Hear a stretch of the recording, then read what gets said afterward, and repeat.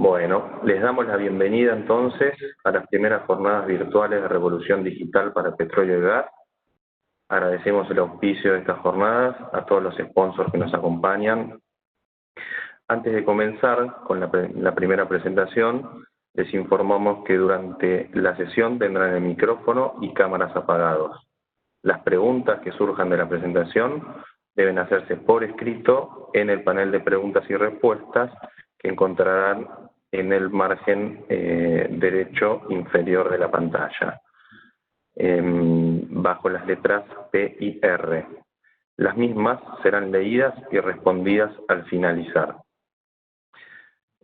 Voy a estar moderando yo en este bloque a Adrián Giachino, junto con Adrián Pizno y Estanislao Irigoyen.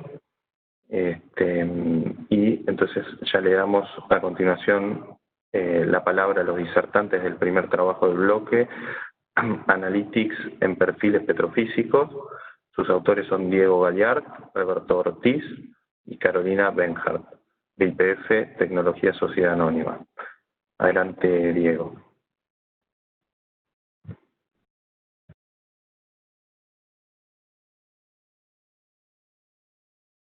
Hola, buen día.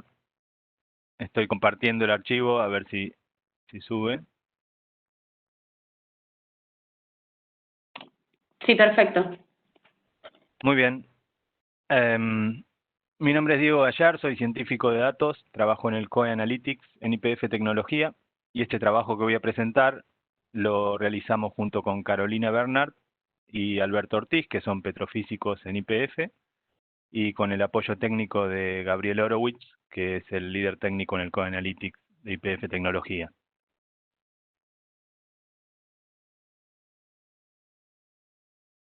Voy a respetar la agenda propuesta por la organización, salvo que agregué un bullet al inicio para contarles un poco qué es esto del COE Analytics, que es donde yo trabajo en YPF Tecnología, y luego el planteo del problema, desarrollo técnico, resultados y conclusiones.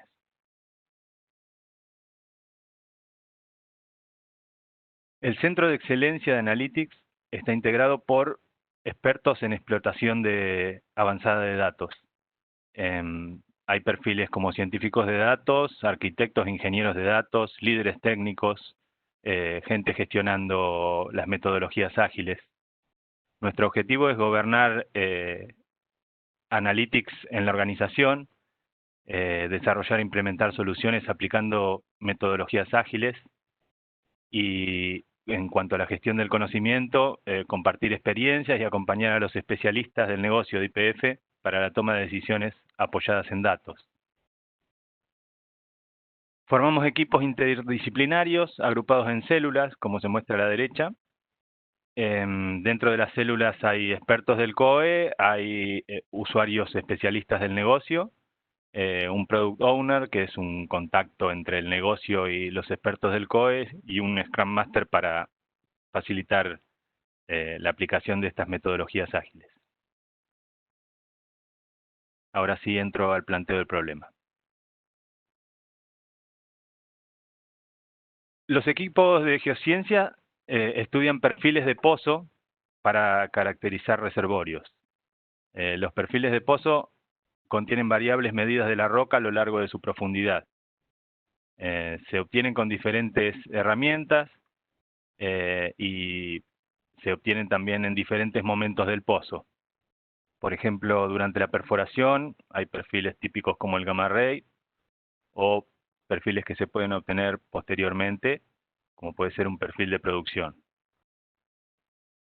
Algunas variables son medidas con mayor precisión, dependiendo de la herramienta, se tiene más confianza. Otras son interpretaciones, algunas son más económicas que otras, algunas están disponibles para mayor cantidad de pozos que otras.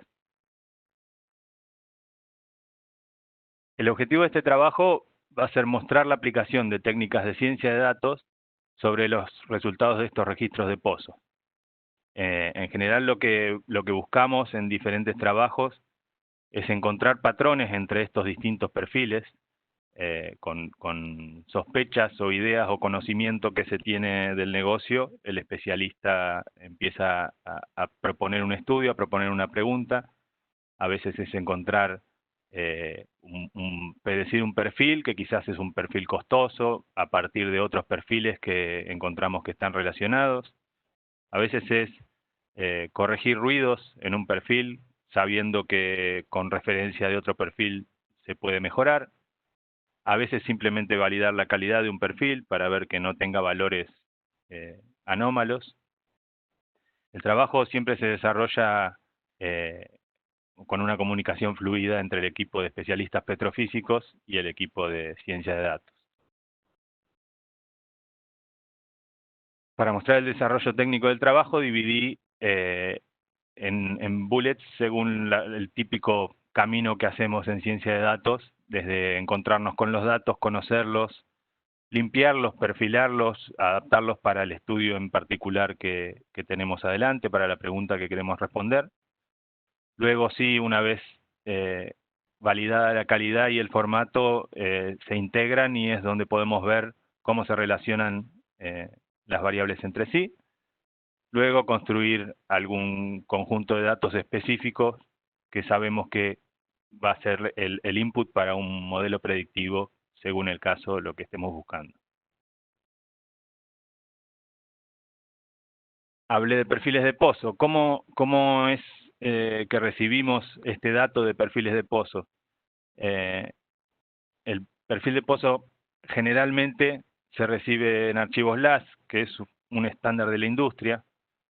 Son medidas secuenciales a lo largo del recorrido del pozo, desde su boca y durante todo su espesor de interés. El LAS es por Log ASCII estándar. Hay diferentes versiones de este tipo de archivo. Entiendo que hay una inicial de hace mucho tiempo, la versión 2 y 3 son las que yo he visto. Difieren en algunas cositas de encabezado, pero lo que tiene en particular es que son el común para exportar e importar en las herramientas que habitualmente usan los especialistas. Este archivo no solo tiene los datos, sino que tiene metadata o una descripción adicional, como está dividido en secciones. Ahí a la derecha estoy mostrando las típicas secciones que tiene. Hay una que indica en qué versión está el archivo, cuál fue el software de origen, de dónde se extrajo, la fecha en que se obtuvo, luego una información del pozo, una descripción de las variables, sus unidades, y finalmente las curvas o secuencias de observaciones, que es ya un dato en tipo tabular, que está marcado con una letra A para indicar la línea en donde esa parte del archivo empieza. Perdón. El primer paso, como había dicho, es entender el conjunto de datos con el que se va a trabajar. Para esto, primeramente, se cargan los datos en un ambiente de estudio y luego se trata de avanzar en medidas descriptivas. En línea con el objetivo del trabajo, dependiendo de la naturaleza del trabajo que se esté encarando, estas variables o perfiles se van transformando, interactuando con el especialista. Paso a paso, un perfil de científico de datos quizás no tiene todo el conocimiento que tiene el especialista sobre los rangos de las variables. Aunque lo vamos aprendiendo con el tiempo, inicialmente para nosotros es una variable, un número, y no entendemos si está dentro del rango, si su distribución es la correcta. Si algún valor de esta variable no está en el rango, se analiza el motivo. Puede ser un error de medición, un error de la herramienta. Se estudia si esa medida se puede corregir o mejorar de forma que no se degrade el set de datos, a ver si ganamos más de lo que perdemos con la corrección. Y si no fuera posible corregirla, se puede eliminar el perfil o la variable, la columna sería en una tabla, o si fuera particularmente en alguna fila, se puede eliminar la fila o observación. Muchas veces hay valores atípicos que son válidos. Ahí en algunos gráficos ven el de arriba a la izquierda, son los típicos box plot y todos los puntitos negros son valores atípicos que en este caso son válidos y se conservan. Otras veces pueden ser producto de ruido y pueden ser ajustados según la tendencia que vaya teniendo el perfil. Voy a explicar un poco más eso, porque al perfil es una medida secuencial. Es como si fuera una serie en profundidad en vez de una serie de tiempo. Entonces, cada valor tiene cierta relación con los valores que lo preceden o que lo siguen dentro del perfil en la profundidad. De esa manera, uno podría, como en el caso de la curva ruidosa que se ve ahí abajo, uno podría tener los box plot que ven a la derecha, ninguno de los dos tiene outliers, y en realidad cuando uno analiza la curva, se ven que hay valores donde han caído y se han ido fuera de la tendencia de la curva. Este tipo de corrección, al ver la distribución de la variable uno no ve el outlier, pero al analizar la curva como una serie en profundidad, puede aplicar técnicas como alguna rolling average, una media móvil, para eliminar esos valores o imputarlos con la media de un cierto segmento, con una sensibilidad que uno va definiendo.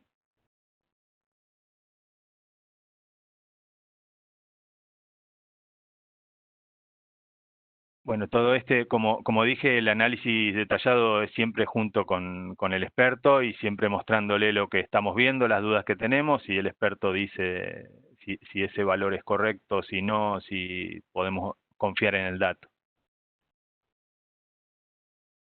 Luego de que se validó todo eso,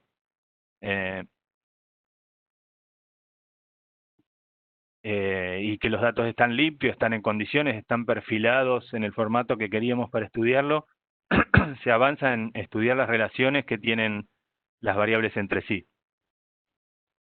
Definida una variable objetivo, por ejemplo, si estamos tratando de predecir un perfil o tratando de validar una calidad, no solo se consideran la relación entre esta variable y el resto del conjunto, sino también las relaciones entre todo el resto de las variables en estudio. Se busca detectar relaciones lineales o no lineales y quizás a veces diferenciar entre distintos agrupamientos. Esto por ahí es más, no se explica por sí solo, pero lo que quiero decir es que si tuviéramos por ejemplo, una interpretación por superficie geológica, el estudio se puede separar, el perfil se puede separar según la interpretación de qué superficie geológica estamos comprendiendo, y dentro de esos subgrupos podemos detectar distintos tipos de relaciones entre las variables que en el perfil completo quizás se diluyen, pero para una superficie podemos encontrar que hay alguna relación que no se da para otra. Así que se podría entrar en el caso de analizar particularmente una variable en una superficie o grupo, puede ser cualquier otro tipo de agrupación. Otra forma de agrupar valores, siempre dependiendo del objetivo del estudio, es aplicar algún tipo de función de smooth. Es parecido a lo que comenté de remover outlier con la media móvil o el rolling average. Un ejemplo simple es que uno podría estar agrupando por metro o metrificando y buscando que ese proceso de suavizado quite cierto ruido y evidencie más fuerte las relaciones que existen entre las variables, que quizás el ruido está ocultando. Lo que se busca luego del análisis multivariado, ya con la variable objetivo definida y analizada la relación de todo el set, es un set de datos lo suficientemente independiente, habiendo eliminado colinealidades, eliminado las relaciones entre las variables que aportan la misma información con respecto al objetivo. Perdón que me están saltando cartelitos. Perdón, sigo. Un set de datos lo suficientemente independiente y con información sobre la variable en objetivo, tratando de, al descartar algún perfil, no perder información sobre la variable objetivo.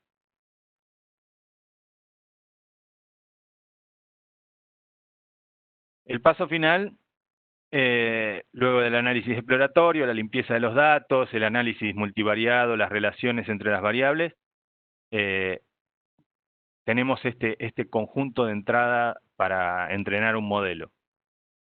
Este conjunto es dividido normalmente en un set de entrenamiento, train, con el que vamos a construir el modelo, y otro set de validación o test con el que vamos a medir la precisión del modelo. El set de test nunca va a ser visto por el modelo, no va a aprender del set de test, sino que va a aprender del train para ver si lo aprendido aplica a un nuevo set de datos.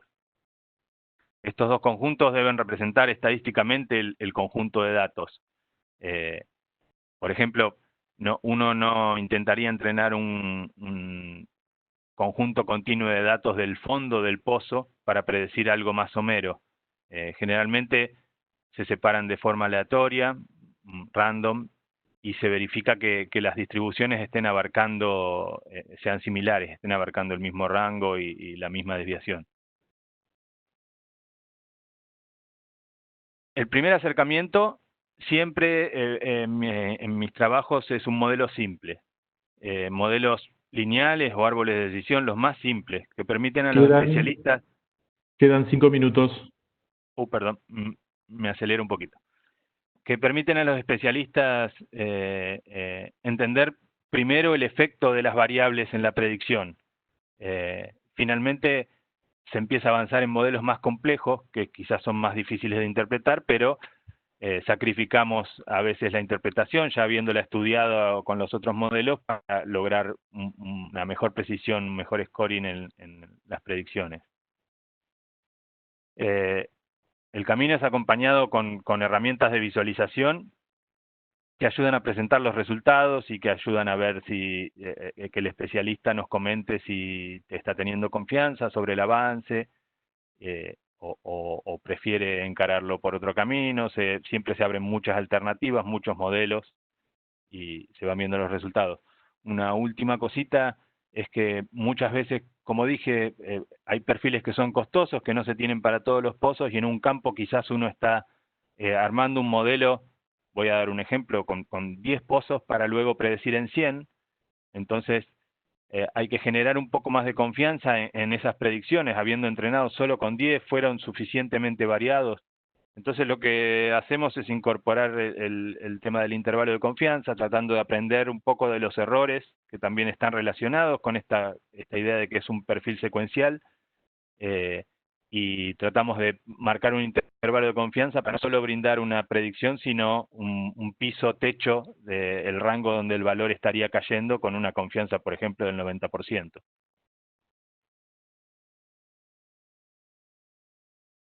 Resultados obtenidos. Bueno, hemos hecho muchos trabajos, yo acá estoy presentando más que nada técnicas, no el resultado puntual de un trabajo. Ahí pongo como ejemplo uno que se presentó en el Congreso con Explo.